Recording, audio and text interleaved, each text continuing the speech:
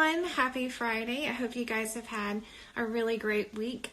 Today I'm going to be talking to my friend Amanda Dennelly, and Amanda is a mindset coach.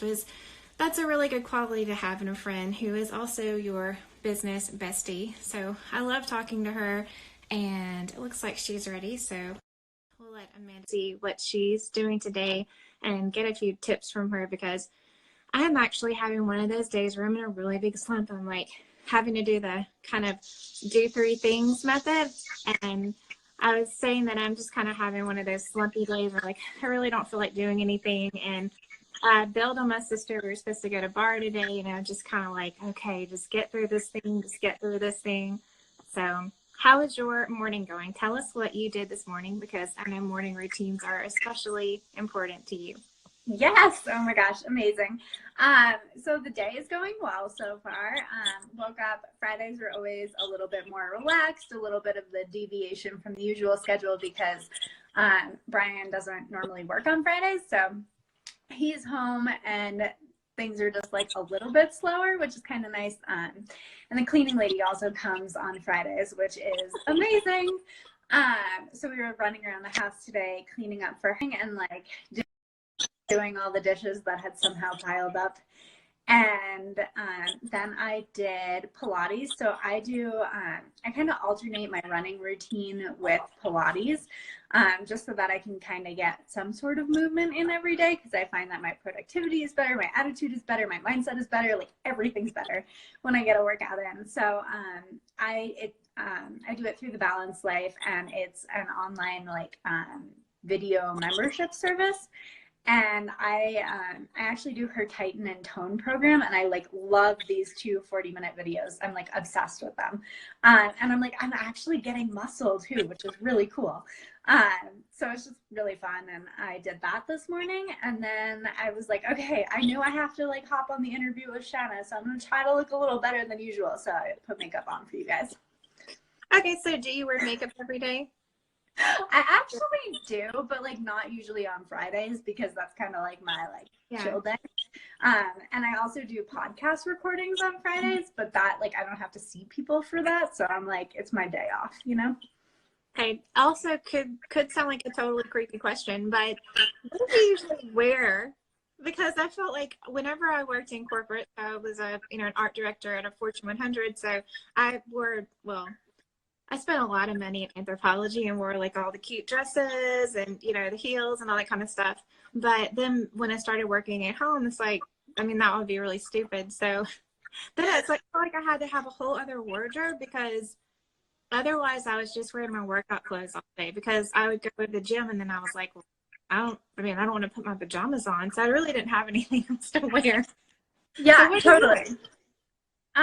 So my like normal uniform is like a sweater and jeans.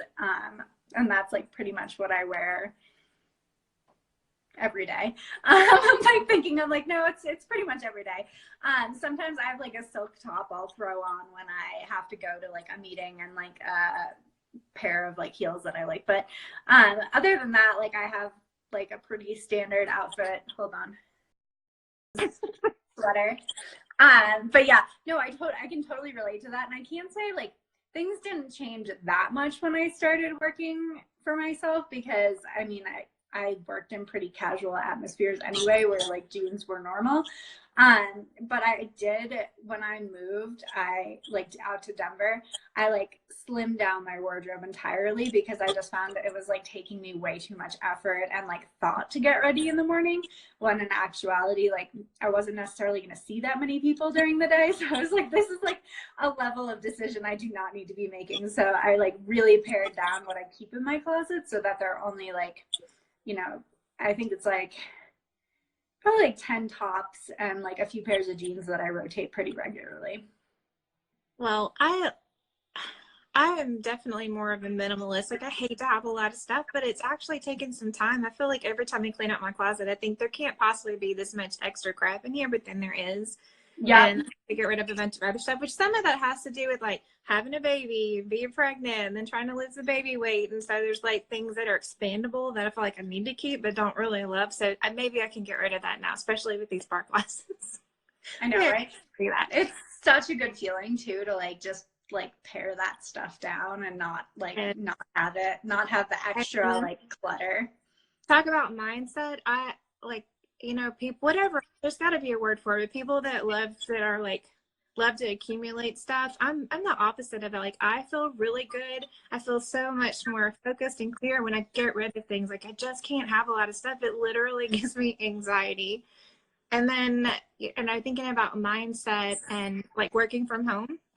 Mm-hmm. And there's definitely times that I've worked in my pajamas. I mean, for sure. To hear the other people have done that too, it makes me feel better. Like, I'm not this like crazy person, especially when I was doing web design, because I've had so many people go, "Oh, you're a lot different than I thought. I thought all people that were developers were like sat up all night eating Cheetos," and that's like not social or whatever. But I do notice that if I get into a thing where I'm like really busy and I'm not really getting dressed every day, that I start feeling kind of gross. And so, and my kids are like, "Oh, you have on makeup. Were we going somewhere today?" I was like, "Oh my gosh, no!" So maybe I need to like get it together. This is so funny that we're talking about this because I host a podcast called One Simple Shift, and each week we talk about like one simple, actionable mindset shift you can use to completely transform your life and business. But anyway, what? Put some pants on. Well, so it was funny because I was listening to an episode of I think it's called The Life Coach School with Brooke Castillo. Mm-hmm. Love that podcast. And she was doing like a testimonial episode. And one of them was about a mother and this concept of showing up for yourself. And she said that this was like a total mindset shift for her because she realized like most of the time she like wasn't dressing that nice. She was like in yoga pants all the time. She was like stressed out about how like all the things she had to do, like laundry and the things she had to do with their kids. And like, she just like didn't feel like very good about herself. And she said that this mindset shift like totally transformed the way that she showed up. And she started like dressing nicer and she started just like putting that extra effort in. Originally I thought like, oh, I don't have time for that. Like I'm not going to do that. Like, it doesn't make sense, like too much effort, too much time. And she's like, it was crazy because once I started like dressing up for myself as if I was going to go out and as if I was going to go somewhere, that's when I started getting things done in like half the time. She's like, I felt amazing. So like I would blast through the laundry, I would blast through my to-do list. She's like, I probably did have time for a nap at that point, but she's like, I didn't even want one because I felt so awesome. And I like took that concept and I like did a whole episode on it because I think as business owners, this concept of showing up for yourself is like a total game changer because so many of the creatives I talk to, they really want like accountability and that's what they want in a coach. They're like, I just need someone to keep me accountable. And I love the idea of accountability really being an inside job. So like you're the one that has to like show up for yourself and like get it together. And I just love that concept. So anyway, that was like a side tangent, but there's also, have you read Big Magic? Yes. Okay. So she also has a part in there where she talks about like putting on lipstick and going to sit at her writing desk. Do you remember that part? No, I don't remember that part. I should reread that book. It was kind of a short piece, but she was talking about trying to get into the mindset to do work, when the work's not coming, and just like it's kind of like dressing for success, like getting dressed, putting on real clothes, putting on some red lipstick and makeup to go sit at a desk and write, even though it's just you.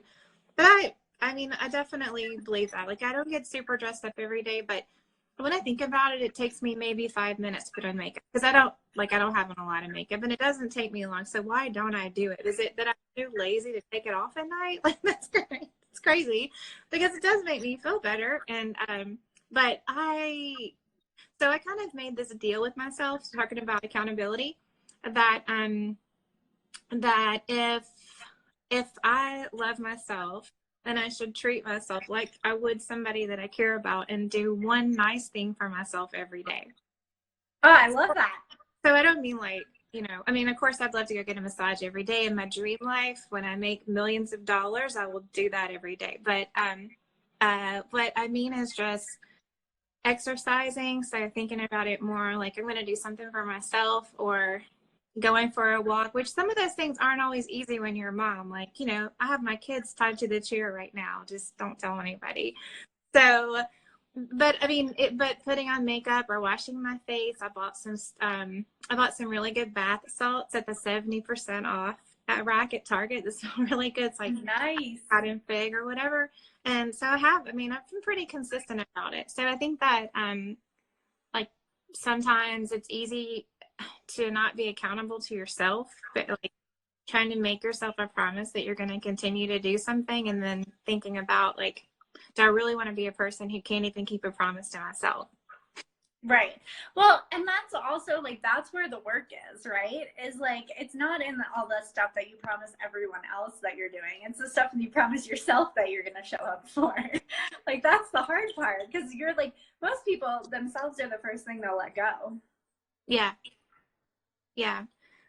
Because you're the person that you're not going to be confrontational with yourself. You know, if I don't, if I don't show up for a client or a husband or something like that, there's going to be some backlash. But then that's why you cut yourself first, because you're like not going to fight yourself. But maybe you should.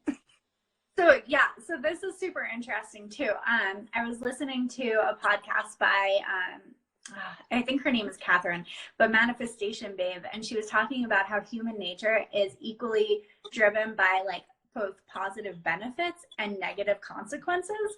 So in your goal setting, it's like really useful to have both of those and kind of like meet in the middle essentially, because you're more likely to actually accomplish your goal when there's like a negative driving force as well. And I think that's super interesting for like, I mean, people who like pay for gym memberships because they know they'll go if they're paying a lot of money for it, or like things like that, where there is like also kind of like this, even though the end goal is ultimately good, there is like these negative consequences. And I think that's what you're talking about, of why we're more likely to show up for like clients or other people like holding us accountable, is because there's that negative like driving force in there too, you know?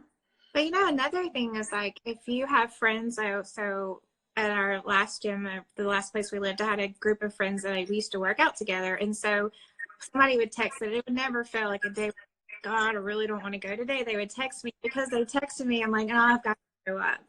Yeah, So, totally. I think when it comes to goals and stuff, that even if it's a work goal, like I know a lot of people get in a group and they're like, we're going to lose weight, or we're going to, train for this marathon or whatever it is. But I think you can do that in your regular goals. And that's where it helps to have friends, like how we're friends, to, if you want to start your own kind of accountability group, but it's just like somebody to support you. It is really hard to accomplish stuff all by yourself, even small things, even things that you just don't really think about, like whatever it is. And we were talking last night, and I said that I'm looking for a coach to work with because I need somebody to push me. Like, I'm at a place where I really need that extra like support to kind of push through to the next level. Like what I do for my clients, like I need someone to do that to me, because it's hard to push yourself sometimes. Yeah, and I think that's one of the things that's so great about working with a coach is, I mean, especially the mindset work that I do, like I think a lot of times people think like, oh, mindset's like so fluffy and magical, and doesn't that sound glamorous? And it's like, no, like I'm literally pushing people outside of their comfort zone. Like every single thing we do is an edge for them because they haven't done it before and it's uncomfortable. And like, that's what we do as entrepreneurs, is we keep finding that edge and we keep pushing it, because ultimately, I think that's how we learn and we build and we grow. But like, it's hard to do that stuff on your own, because chances are like you don't wake up every day and be like, how can I make myself uncomfortable today? Let's try that. I was talking with another friend this week, and she said, I think that you underestimate how much stuff you really do, how hard it is. She's like, because if I had to sit there and get my laptop and like do all of my own marketing and do all of my own this stuff, she's like, there's no way I would do it. I would stop and just watch Netflix. And that's true. Like, it does take a lot of energy and a lot of focus to not only do the work, but also market your business at the same time. And then, like balance your life around that. Maybe we do all kind of underestimate how much stuff that we're really doing all the time. And so we can't see how amazing it would be to have a PA or, any kind of help at all. Yeah, totally. All right. Well, what are you going to do this weekend? We are going, well, I have to get my wedding invitations out, so that's happening. And I have lots of like envelopes to stuff and stamps to stick. And then I think we're gonna go out. There's a really cute, so we live like up in the mountains, so there like aren't a ton of cute places, but there's a really cute bar that I like to go to, brewery rather. So we're gonna head out there on Saturday night and grab a bite and a few drinks, and then on Sunday we're going skiing. Fun. Yeah. I haven't been skiing in a long time. That sounds like a lot of fun. Well, I still feel like I'm learning. I'm getting better, but you know, comfort zone definitely being pushed. Mom. So, it'll be fun. Well, thanks for having on today. Yeah, thanks for having me. Anybody who wants to follow Amanda and see more about what this mindset stuff is all about, you can follow her at Amanda Dennelly. Perfect. Awesome. Thank you, Shanna. Bye.